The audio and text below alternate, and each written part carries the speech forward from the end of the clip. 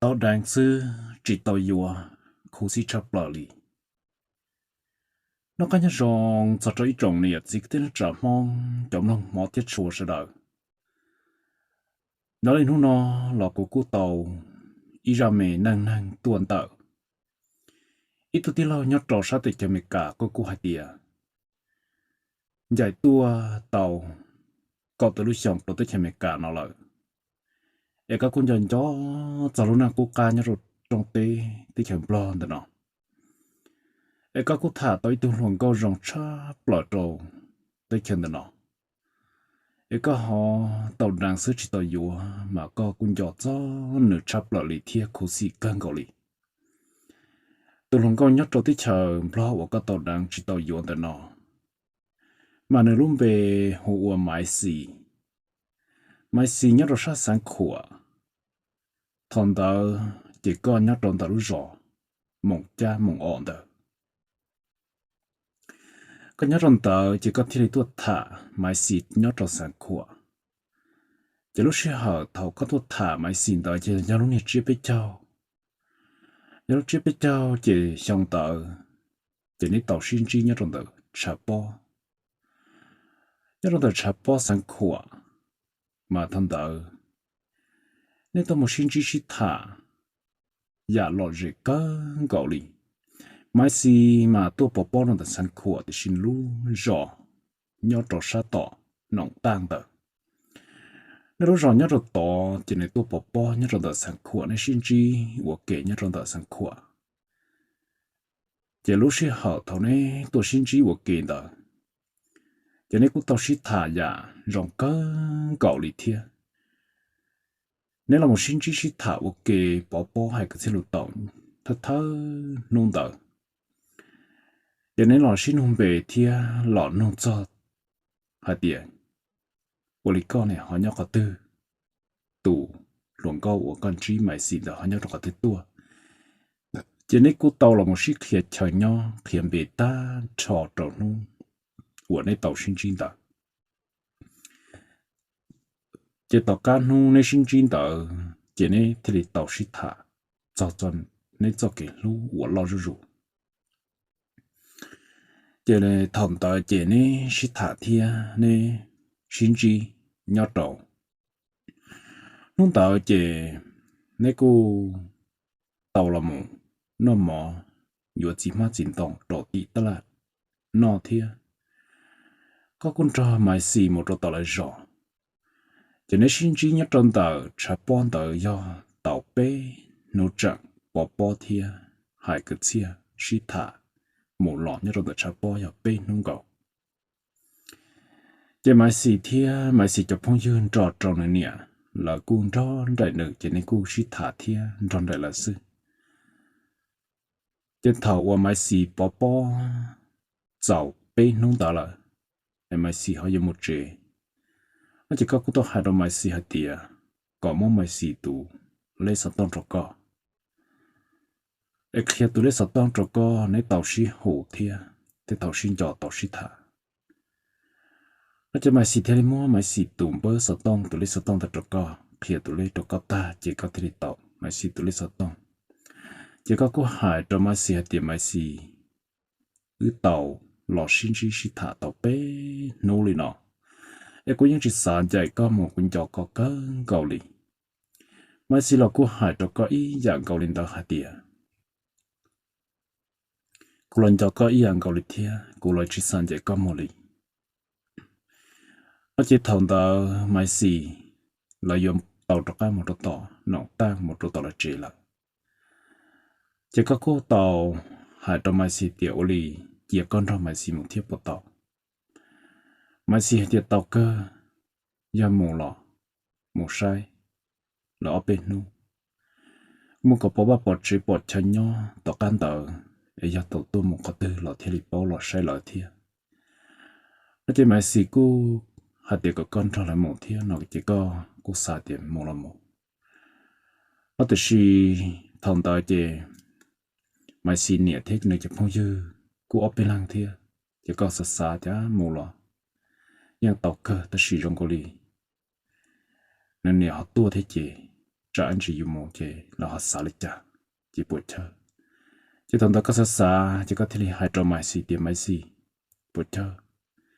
ấy chỉ có một sư ở bên hồ của mình là có cả tôi sẽ có tất chế ấy cũng biết tao có tụ lấy sát tông là chỉ thằng ta có tụ của hồ có chế có họ tua tỏ cũ là chỉ để có họ tua nhớ nó nhưng đặc kệ tỏ cũ có của bỏ có ấy cũng mà lấy lọt say này chỉ có tao hai lần đó cho mai xì hai lần đó cho mai xì ta chế mai xì là chân chế chế thế là怎么chế là ít chỗ có ý lăng nhỏ thằng ta chế mai xì một loại chế chúng nó thường cho có bỏ bỏ là nhỏ tàu và khâu của thiên cho mai xì có cậu đi chỉ tao mai xì từ lấy sát tông là chế sợ cái mù là cái mình chỉ thật trả lại ý số mong sự chỉ có từ hỗ trợ hạt điều đi bắt đầu chặt chặt thế bắt đầu chặt chế đi chặt nó chỉ một có cho cụ bỏ bỏ lợi quyền cho có lúa mai xì nó chỉ lúc sau thầu tại chỉ có hồ sơ tông liền đợi một trò mai xì cho mai xì để tự chặt chế lại tự muốn chặt chế lại này nó liền nó có bỏ bỏ trong lần thứ tư nó chỉ có cụ tập tê ra mai xì thì cụ chỉ muốn lần thứ giờ bỏ bỏ ra cụ liền tôi sợ tới chờ cụ chỉ tới chờ bên muốn gì và xì thì bỏ bỏ sợ hai cái xia tới lúc xí thả cho trâu bây chờ bé mù nó sủa kề em bây giờ chỉ một con cho cụ tàu bé nó ta lọ con trong đại cụ em nó chỉ một con có một chế là cụ chỉ bao nhiêu liền chế cụ lon chế một chế ý dạng gọi là thiệt rồi khó có một chế chỉ một lần tư vừa hai cái xe vừa cho cụ bỏ bỏ rồi đi có nhau cho cụ lại chế cụ tàu một chế ý dạng gọi là có em muốn sao cũng mà lại tua sai có thiệt em mua là tôi sẽ lon đằng thì cụ chẳng lúc thiên giọt có hàng đi họ có một lần lo có chỉ sau của siêu phê siêu đu sau một thời rồi được tụi gió tròn hạt địa của trời gió tua cho có lần cho của nhau của này là tụi nhà nó chỉ có cụ ta hai lần ta rồi mai xì là cụ hai ý dạng câu lần ta rồi có chỉ tàu can tờ có cụ tàu cho cái một trò bó chạm một cha lợ tàu cho cái một trò một cha chỉ còn nhá nếu hồ sơ tông cho mai xì thả ta li trong mấy sự thật ta li để mấy sự là những giọt có cơn gạo vì nó khó hầu nó năng tuột nhau trong sản của tàu bê nó bỏ coi lăng theo lý do thân tự của người nhiệt thia người tòn trọng của do hầu là tù đua lăn tung bỏ xuống cậu sư chỉ thằng ta chỉ có quân tròn mấy sự cơn gạo li có một chế tàu cậu tận nó sư chỉ trong có một số kiện giọt thia do cái sát cho mấy sự ta li bỏ trở nên lúc chơi mò thì chỉ tàu nên lúc xuống lúa tali trọ hậu dù lúc chơi mò nó chỉ có thể tàu nên nó trọ cá tua trọ sáng qua đùa lúc sau có tua là sáng qua chỉ có thể chỉ xia một trọ bó tỏ nòng tang thế là một sai mai xì đồ tỏ chỉ mai xì mà giấy tôi năng nên nó chỉ lo chỉ xia bị chờ giấy tôi năng chỉ vô thì chỉ chỉ trò thì ta tạo cho tụi mình là rong gạo đất bao rong gạo thi dầu lúa dầu nhẹ dị giọt sắp lại chỉ có thể lấy tàu một trò tàu lấy rõ chỉ có thể tàu khu sợ tông trong máy xì tiền máy xì nó cũng cho con tròn là chỉ của sợ kể tua sai co em nó có số một là chỉ của tua sai co thì của tôn cho con nhau thả cho kể xin cho cái có của tôi cho con nó chỉ có tạo tôi nhớ được cái tạo của thế là bỏ vì nó không có chỉ tạo bao này lúc gì lúc rõ thì tôi chỉ tạo cho này thật chẳng nên nhớ chỉ của chỉ tạo nên nó bỏ đùa cái tạo có tạo tôi nhớ tròn tạo nên lúc còn tròn nó chỉ tạo tôi nhớ được cái chế tạo của nó chỉ mà xí thì oli ra thì có tôi thì chỉ có mà lấy tạo tôi tạo cả nó chỉ thông đó chỉ có thể lấy tạo tôi muốn tạo mà xí lấy rõ có tôi cho rèn đỡ là lúc rọn đỡ chỉ có thể tàu hồ sơ tông chỉ mà chỉ thể tôi nhau đỡ cái tàu có gạt tàu tôi rộng tí xin đỡ cái mà hỗ trợ sơ tông cho có để tôi cho thế là thiệt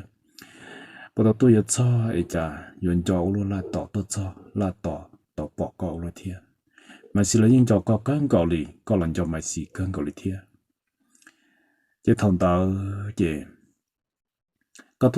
tôi cho để chế tôi chân đùa chỉ mấy gì nhớ trong đời kể chỉ có bọn thằng chỉ có những bao thì giờ tụi nó có lúc con giò tôi tỏ có lại thiệt nếu là những lúc thiên giò có cán cọ lì nó chỉ thằng tờ mày xì thế li hồ ca thì tua là lọ có bảo bảo thì cũng nhận được cái nó tỏ con cho cậu luôn có là cô hãy ý dạng cậu thì cũng tua là chỉ cho con tròn của thế tua thiệt nó chỉ mày xì thế li tàu cho có một trò tì là lúc trẻ chỉ nôn hiện tàu chỉ mày xì nhẹ thiết gì tàu một chùa cái tiếng trà nhớ trò tỏ nhớ nó bằng khôn lợiแล้วมูตัวต่อเราจะได้เล่าเลยจะได้เล่าตุ่มบวนนอเจเนี่ยนอนไม่สินี่ที่จีที่ต่อมูตัวต่อนั่งจามใช่นั่งจ่าเทียมุนรอเลยน้องไก่เล่าจะชมไม่สิเทียเนื้อจะหนูจังแม่กลัวถ้าเราจะกือยาวแต่เนี่ยเราจะแม่กลัวเลยย่อซื้อเจเนี่ยนอก็เทียมุนรอไม่สิเลยย้อนตลอดเจเจย้อนตลอดรู้จอนแต่จะก็จะมาแทงมาเจลีchỉ có chỉ bỏ cái một số họ tư thiết chỉ bỏ một bữa họ tư chế có thể hai đôi mai xì thì mai xì của tôi nói của tôi chỉ một sáng một rể để của bao có sự để của một bữa họ tư tròn tôi của bữa lịch trả nó chỉ mai xì giờ hai đôi có hai tiệt sau đó chỉ một sáng một rể có chỉ bao thì tôi một củ nó là của tôi hết tuần nên lúc có thiên giọt có để có chỉ cần đó biết bữa lòng cho hai lần đó có chỉ có hai đôi mai xì tiệt có những giao tụ của lũ thì cũng giọt có giao tụ của bao sư chỉ có của những bữa hôm nay sư chỉ bao nhiêu một bữa họ tư chỉ mấy tuần này của giờ bao đi là chỉ con còn là sư có cô tôi hai lần đó mai xì chỉ mai xì này xí thả cho nên cho kẻ xí lũ xin giọt cho nên cô tôi thản tế cần cầu rộ cho vợ thấy ta xuống từ là khó trong chuyện hôm ta mà tới phong dư là bỏ bom đó địa thì chỉ có tôi cho chỉ mai xí những chỉ bỏ lại là nếu nhớ tàu có thiên cho có thả cho nên cho cái xí lú xin cho hả địa xin cho để nô luôn nọ và để cho xin cho ta bỏ ở nhà mấy nô tư họ chỉ xí tàu họ dùng để trả họ chỉ xí tàu này nhà nó dùng một nhót rồi cả tư dùng cho nhiệt tại chỉ nhót là dùng cho nhiệt bao chỉ nhót nó cho nên cô xí thả đau giả tôi trả cho nên cho cái xí lú xin cho hay cho nên nó bị xua dùng uổng một đồ tận đây cho nên cô tàu xí thả chỉ thằng đó vô trồng tu chỉ mai xí thế này tiệt giờ cô mua mỏ bên nó cô mua mỏ trâu cho cái dầu là nó thiệt nhà nó lời bự mà đi ra cái nhau xí thả đùa hay lên thở chỉ thằng đó chỉ trồng tu là chỉ mai xí mỏ cho chúa nó tan trọ chỉ mai xí hai đứa cho cái dầu tiệt nó mỏ ta nên ruột tao thiệt đã đây nên bự để bự chỉ mà để bự cái nhà sĩ thái plei mà bự ấy để bự vấn đề nó chỉ thằng tao chỉ là bự rồi tao chỉ lo là họ chuột này nhớ rồi tao chỉ mò chỉ nhà nó có trong ta trọ tao phải chi ra bự bao số chỉ có chờ chỉ thằng tao chỉ này sĩ thả chỉ có tự ra lo dễ cho mai xí ra lo dễ chỉ sĩ thả chỉ mà hai tia chỉ thành chuyện chân trọng thế mà xin nhau là cái sao chỉ có từng có lo có sát tệ lo không có mà xin cho đã muốn được buộc kia trọ có được xuân thế chỉ thằng đó con nia mà xin bà chỉ mà xin giờ u lúc không có cái gì chỉ có run run thằng đó chỉ mà xin chỉ để chỉ hai lô cho con đi là chỉ hai lô đi nên xin chuyện run run tan thọ chỉ thằng đó chỉ mà xin you know nhìn chỉ có ta con nhìn chỉ mà xí ta chỉ có sự bùa mà xí chút chua trò có lúc xuân thiên để lòng chỉ có sự hai đôi mà xí thì mà xí chỉ nên nó xí lưu thì xin chọn bồi nó để cho nó cũng tốt sao ta khi quyết trọ cả em muốn nói chỉ cũng bùa có giàu rồi lúc xuân thiên thiệt chỉ cũng bùa có giàu rồi lúc xuân thiên cũng mà lấy trọ cả thì vì nó cũng muốn sẽ quyền cho có hàng do cũng tao mua lại đến thu kinh yuan tế nó chơi của yuan mông tế cần cầu mà tao đã tu bọc co em xin chơi rồi nó cũng một cái hay là yuan cho có hàng nó có ở bên nút tan tờ tao tu nó có thả tọt sáp po tòn chim một lọ sư thì chỉ tao nhau rồi chơi bọn nó có thả ấy rồi nó tao tu nó có nhau kia nhưng nó tao tu rồi chơi bỏ đã có isa po có trò của xuân thiệt em chơi của hay là yuan cho có em cũng muốn chơi hay là chỉ sao một nó họ nó chỉ nên shít thả đấy cơn cầu chỉ có những buồn mà xin đến đây nên để cho có lúc xuống đi chỉ lúc sợ thầu đỡ đi cho ít tam mỏ có mùng đỡ chỉ cho nên bưng chia ta thằng đỡ đi chơi kia đỡ tên thu kia là chỉ một kia là chỉ có sự mà nên là hai trong mày xì thì mà mày xì khâu kia trò hậu nên là hậu lúc lợt thắt chuyện đó lúc lợt thắt chuyện đó mà lại bùa ít cho nhau xì mạng chứ chỉ có mà mày xì khâu kia là hậu chỉ mày xì thì ủa cho có ủa lên nó cho cụ nó chỉ có hai trong mày xì cho có trong là cái thọ chia nên là một đồ quỷ sao còn lòng xia một đồ quỷ rồi cái cụ thể là chuyên dân chọc cơ cái cụ mù lọ cụ thể là chỉ đun thằng giọt ra cơ tròn đôi xia chip lo cái cụ mù ở bên nu lọ cụ giờ cho các tua cho cơ giờ tôi cho cơ mù cho cụ nhau theo cụ này là tôi nha chỉ mai xì thằng đời mai xin chia con run rút ta chỉ mai xì chỉ lịch cả cho cơ vì đó mai xì là những nhẹ có thiên cho có cơ cậu chỉ thằng đời chỉ có nhà nó theo lì tàu đằng mai xì thật thơ rau thật thơm ba chỉ thằng đời mai xì là những chỉ tàu bao cho khó của nó cái xí đằng ta vì nó khó giấy tuần xài lo nhập quan đồng co chỉ những chỉ tàu mang từ nhiều là chịu được chỉ tàu là khí đùa này chỉ có giờ thật thơ tu hoặc khí mai xì lúc chế mai xì là thật thơ tu hoặc khí cái lúc chế luận rau đó co chỉ thằng đời mà do chấp lại đi khi ta lọ nhà nó chỉ trong xia xả đó cả nhà nó đang đùa chỉ thằng đời mai xì chỉ cả đó có là vì nó khó nó lúc chế lòng có giờ lúc mẹ chết chia thật thơ rau sự chế nhà nó mò chỉ nó chỉ cả đó có là chỉ mai xì hạt tiền nhà nó xì ní nó xứ ở đó cả cũng có bao cái xì là mà lì đó cả xì đùa để cho xử lý cho cái tối rau là chế có giờ trong xưa đó có một trẻ ở bên nó mà để cho cả tua để có một nó chính cho trong hạt tiệc của những gia tụ năng có lú theo của gia tụ lú có là để sau một lú đồ lên là tụ có lúc chính đó xứ sát chia rồi là tụ gì có lúc mình chính có xứ là chia tọn trọ đó có là xứ nó chỉ thông đó chỉ có thể là một máy xì đáng ta để nên thế là một khó chạc bự chỉ mai xì một bự cho tàu mai xì lúc ra mà mai xì sáng trong sao có tiểu lịch cha tụi mình đang dùng lúc tuột sao hiện ra dùng bự mới dùng lúc chém khí ta tiểu lịch cha dùng giờ ta bảo lì chỉ tao ra chỉ nên bự đuổi ý sao rồi nó thật thật ra uốn cho các bự mà chỉ giờ ta bảo lì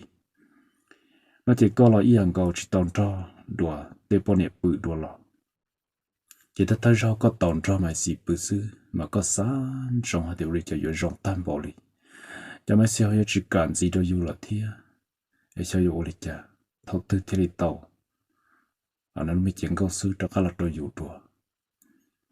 em chơi là tàu cho nó nửa là ô dù bao dù xe để thế lịch tàu để nó cho nó bự dù xe của dân trừ thằng mà có là tàu thì tia lì chỉ cần tôi ta kỳ chỉ cần cho mày xí cơn cầu mày sẽ lần cho có cơn cầu lại thia nè tập là sinh trí thật tư mà có lần chưa cũ cả có lần chưa có cả chỉ cho cái gì lâu sinh chọn đó mà do tới tia sẵn đại đôi xe chip lo chỉ thằng đó có tua nhót cho họ là chế sư chỉ nông đó mà xin nhẹ thì chỉ có lọ chỉ mà xin tia nông nó cũng nhẹ thì có gì cái có lọ tỏ biết đã lâu là lọ nó chỉ có xả theo我哋啲落係，那麼好做，好照顧好研究之苦，亦都多幫人咯，咪是啲人去閱讀咗個目標，我邊度咪讀個多多，我只個古道係度咪是啲咪是，俾人攞個閱讀個目標，都多幫天讀個嘢一毛，亦都破個讀個攞鬆啲一毛啦啲，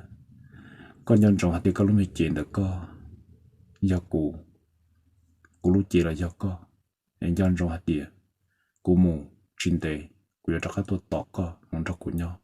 lúc cú cho con thâu những chơi chỉ tỏ có đi tiêu xí mà rồi nó cú tua chỉ chỗ tôi có bỏ có thiệt tàu cho con nhỏ xịt thả cho nhau cho lù dọn rõ để cho cái xí lù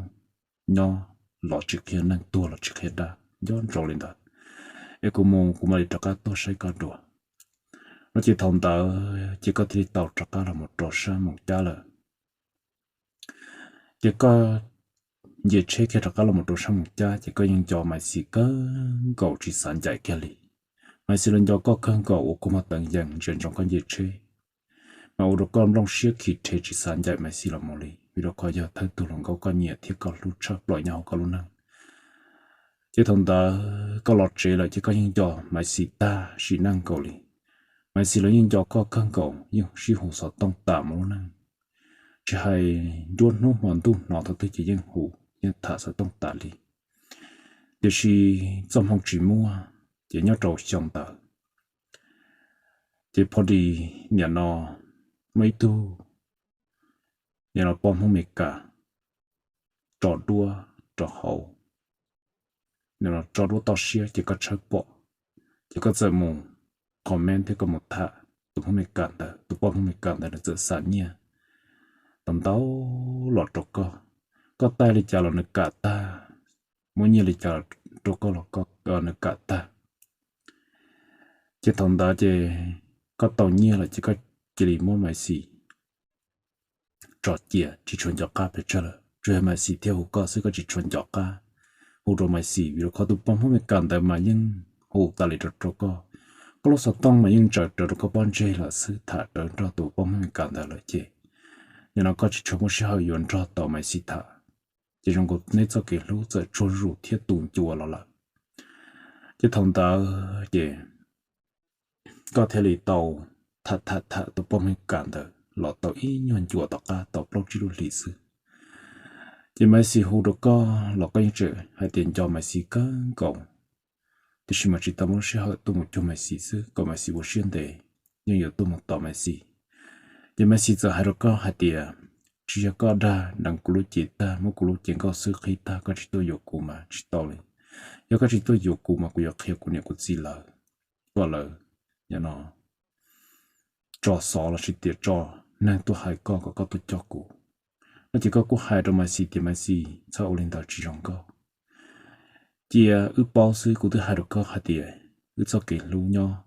lọ chỉ cái năng tôi chỉ cái đó anh chọn rộng rồi sẽ chỉ trở rồi lại anh chọn trong hai tiền cú lọ là cú những chuyện chọn rộng có để cho cái lú trở kia được có xứ cho nên cú sĩ thản tàu dạng tôi trả có hai trong máy xì hai tiền máy xì vô xuyên để tỏ ở bên nu của những tôi cho có lẩu của nhiệt tôi nha anh chọn rộng lên đó của những chỉ mua đồ lịch tụ thiết chỉ một thả đồ tụ chia tỏ trở co giờ là do cũng long xuyên do cũng bự chọn mỏ để thế đi cho kiến cho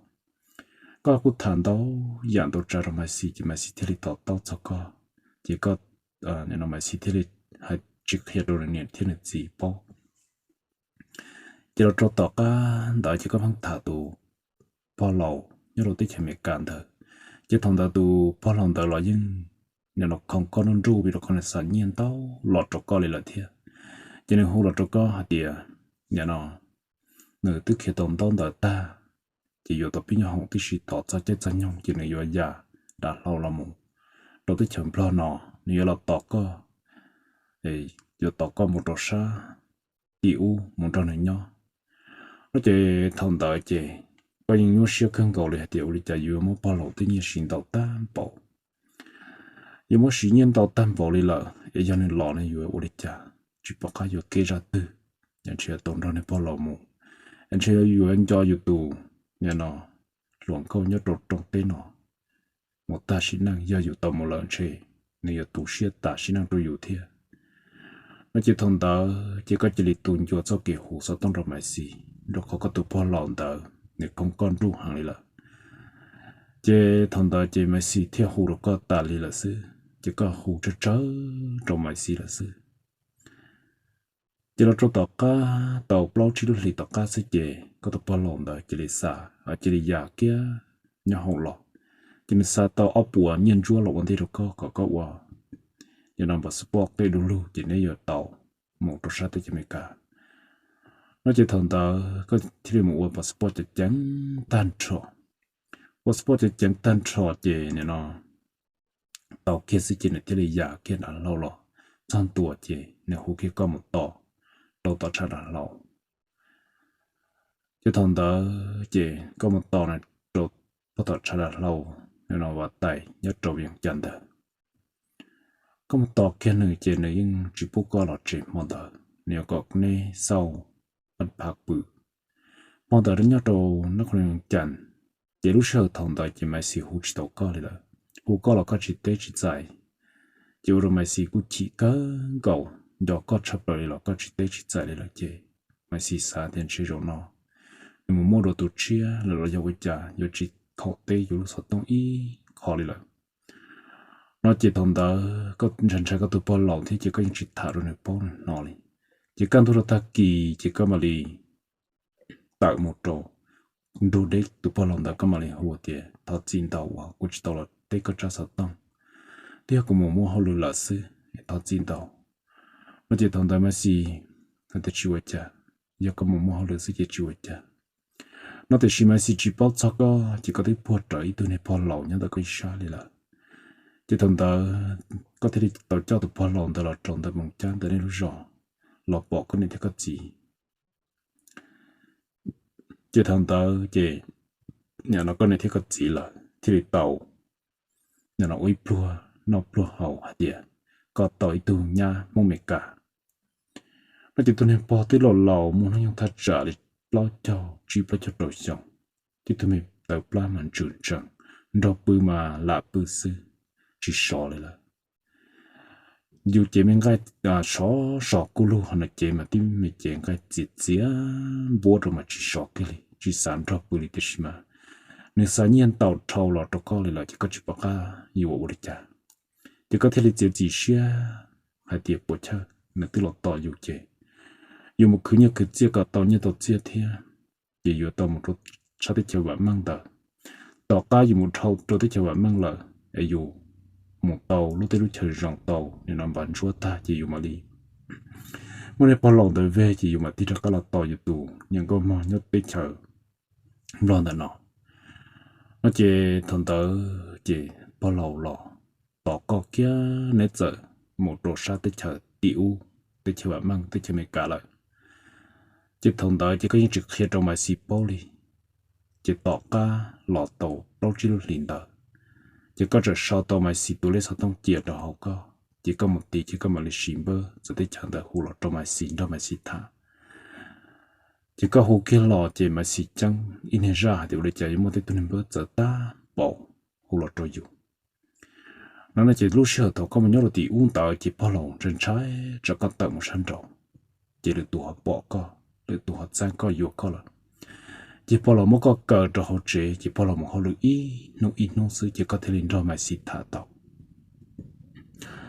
chỉ có ra mà xì thả chỉ có hai ra mà xì để mà xì luôn đang nó ôi cha giờ cho mong mua là chỉ mua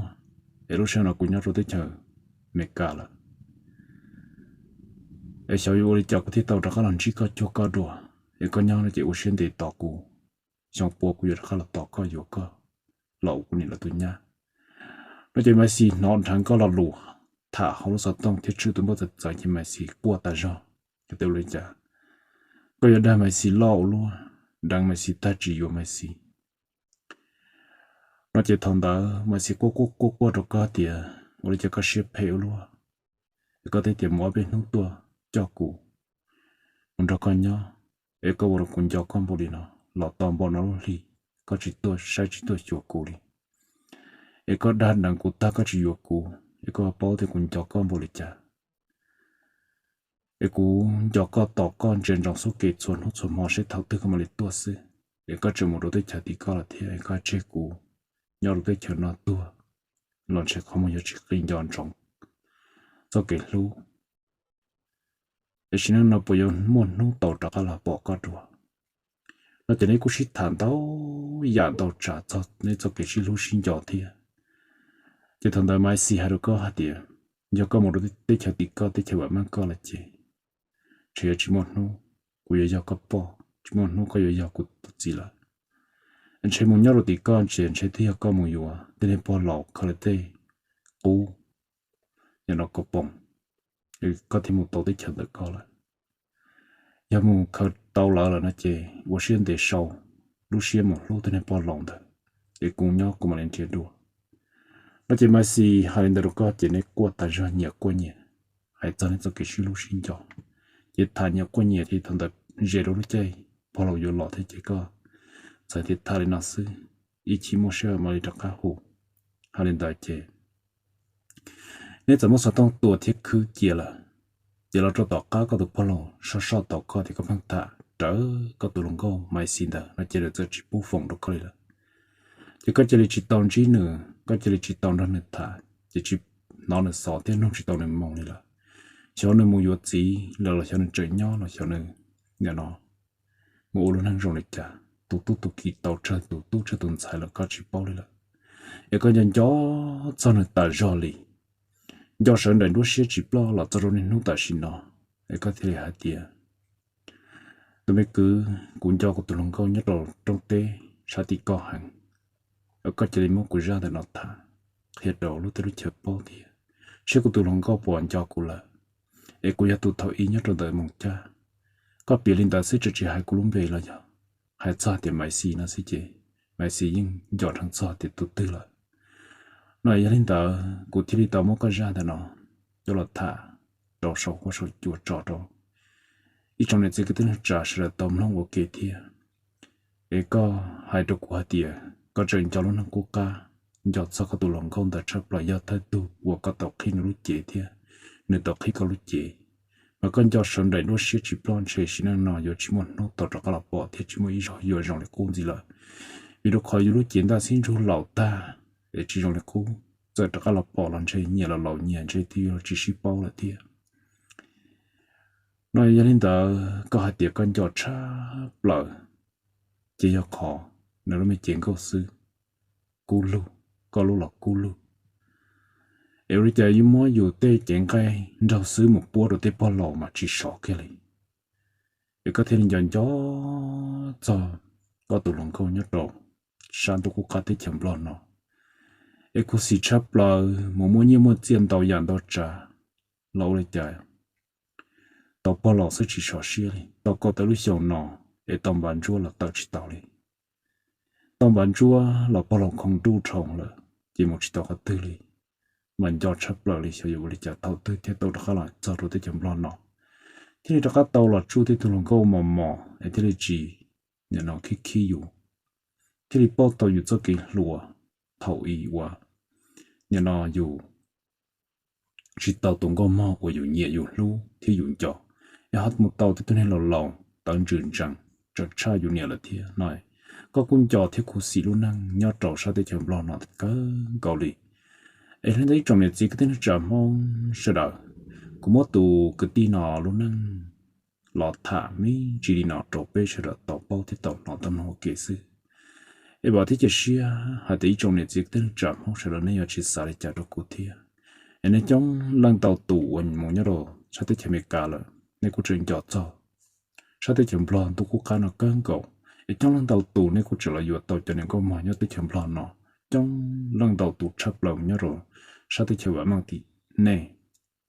mà gia đình tớ tới rồi dù một trở lại tù cứ đi nếu tàu thả rồi của nó nên chơi chút tù chơi anh giọt trở luôn năng tôi cố cá nhớ rồi tới chậm lo giờ dù một đồ sát tí này là làm chơi nên nó là mù lúc chế siêu siêu luôn chữ trời nhau dạp lúc lợt đồ sát tới chậm lo nó giọt sao tới nền có mò cho nên đôi sẽ chỉ lo để uốn uốn mò sáng nên chơi chơi anh cho một giờ đuổi nó taอยู่xin năng cho nên muốn nhớ rồi tới chợ tí này chẳng chỉ là một lúc chiến đã xin chú một tổ cho cái nó cứ hậu hậu lúc xin luôn chữ mà chơi anh cho sợ run đẩy như nó tên không câu mà mò tên phù đã bước bao tên dọc dọc can đường tin tông rồi tới cho nó cho nên anh cho sợ này đua xe uốn uốn mò xả chỉ thông thia xả chỉ tợ để thâu tư số nó số nhông hay tiền mà tàu cho các lọ cho rồi tới chấm lo tàu cho các lọ po thì thằng này câu mò trầuอยู่xuống thia số xe lọ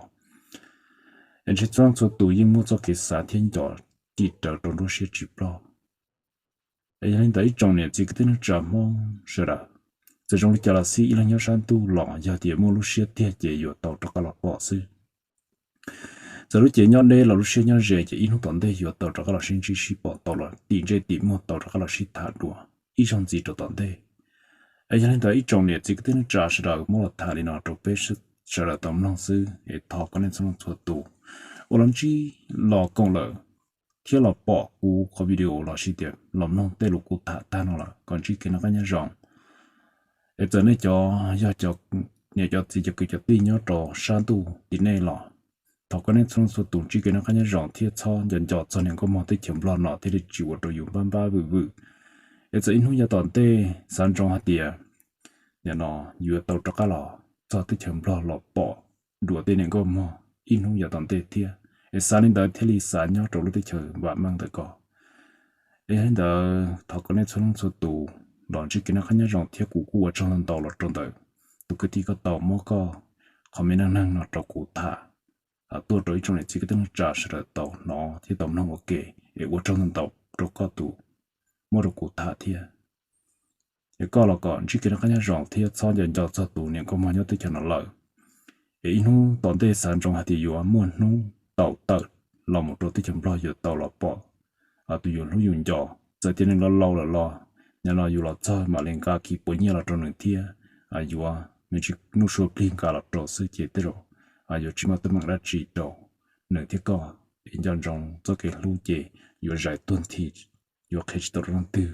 để chúng nó là thay lên nó sư thằng có lon chỉ cái nó cái nhà rong bên mà đi tất cả là một sĩ chom long đùa nhặt trâu lười ra năng chia ruộng gì tận đây chỉ là nhớ rong